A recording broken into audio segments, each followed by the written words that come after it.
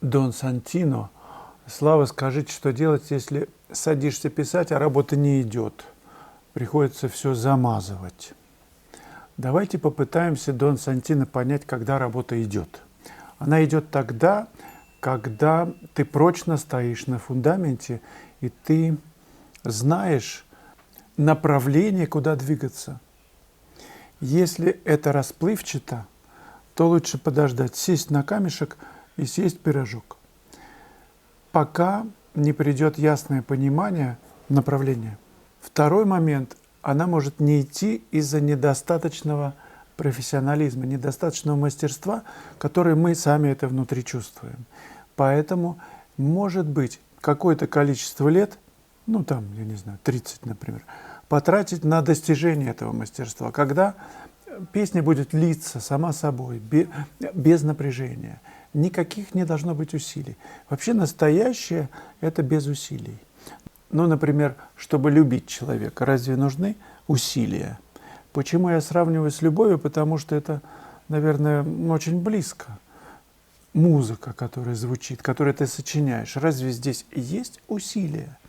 Да ночь напролет может композитор сочинять, я не знаю, его оттаскивать будут от инструмента, потому что он получает, отдавая, не спя ночами, без еды, он получает такой огромный заряд, количество энергии, который через него хлещет потоком просто, созидательным потоком радости, что ему еда не нужна, сон не нужен.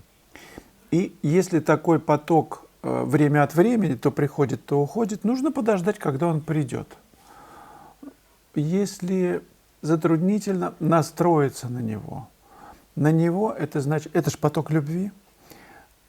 Как на него настроиться? Ну, не знаю, ну, соловья послушать, я имею в виду птичку.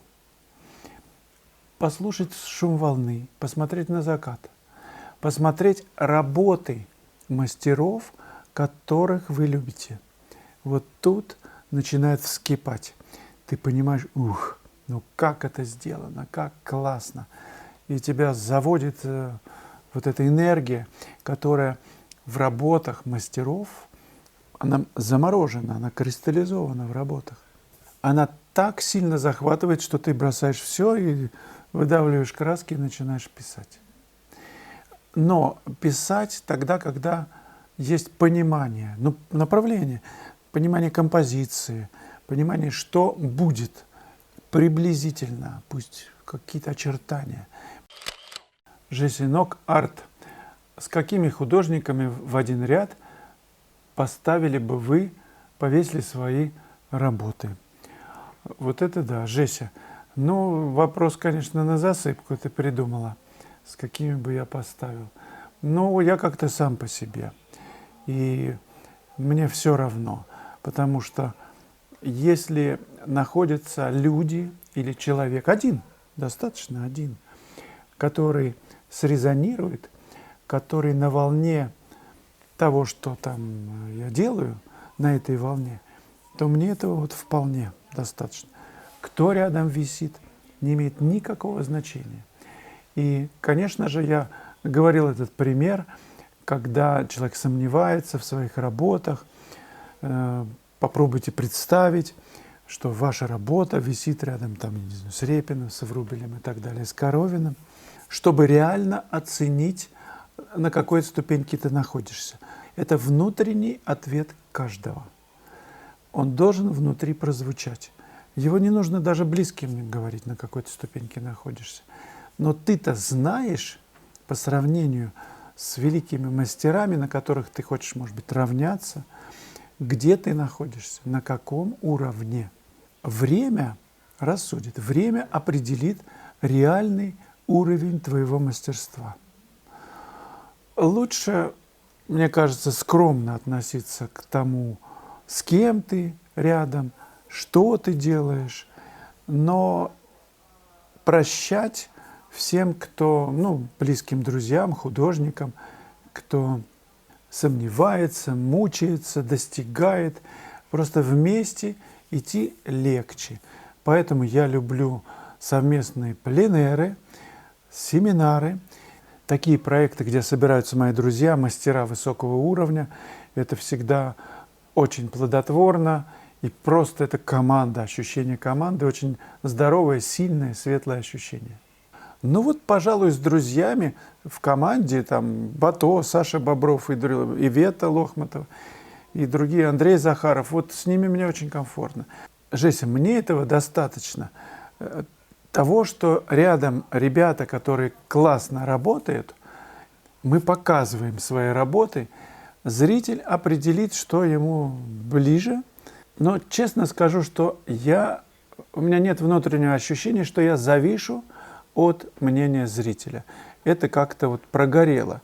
Было, когда у ребят все покупается в ЦДХ, я не знаю, коллекционеры зависают у их работы, а у моих нет. Я набрался терпения. Трудно было, конечно, ничего себе, на тебя не обращают внимания. А ты же чувствуешь уровень своих работ, что ты делаешь, насколько это искренне и профессионально. А на них не обращают внимания. Нужно это перетерпеть. Нужно делать. Нужно доказать, что то, что ты делаешь, профессионально, самого высочайшего уровня, на который ты способен. Серж Тундра, прошу прощения, но все-таки спрошу, а почему вы людей в синем колорите в большей степени изображаете? Это после просмотра фильма «Аватар» или это, в принципе, ваш любимый цвет? Серж, я не смотрел «Аватар», но холодный цвет люблю, и вот по какой причине. Работа начинает звучать, когда есть конфликт между холодным и теплым. И холодный может быть любого цвета, просто холодноватый. Через зеленое, через охро-красное, через красноватый, через любой цвет с холодным оттенком может создавать некую среду, основу, на которой, когда есть удары по теплу, по свету вот теплым, тогда холод и тепло начинают звучать, работать. Наиболее ярко и наиболее сильно мне это нравится. По контрастности и тот, и другой цвет могут быть любым, но сочетание дает звонкость, дает колорит. В пейзажах разные абсолютно колориты, и не всегда есть сочетание холодного и теплого. Поэтому посмотрите, кстати, пейзажи и другие мои работы на сайте. Там много выложено работ, наконец-то. И все по папкам разбито, довольно-таки удобно. Заходите на сайт.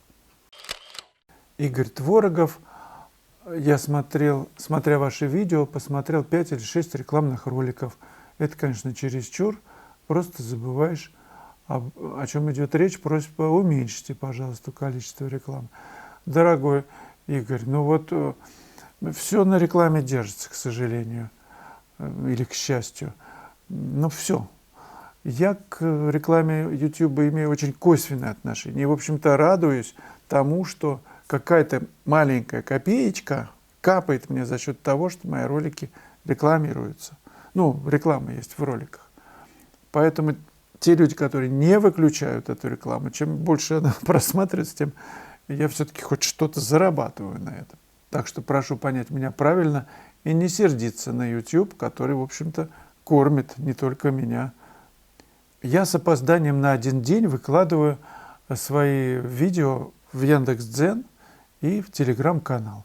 Кстати, в Телеграм-канале есть еще группа, куда художники, напомню просто, могут выкладывать свои работы. Выкладывайте, делитесь, общайтесь, давайте советы друг другу, это здорово. А я рекламирую сейчас 21 числа мастер-класс в Москве, где мы будем писать натурщика в одежде султана. Яркие одежды. Я хочу ракурсную постановку сделать. И ожидаю, что это будет очень важно и интересно. Кто занимается всерьез рисунком и живописью, записывайтесь.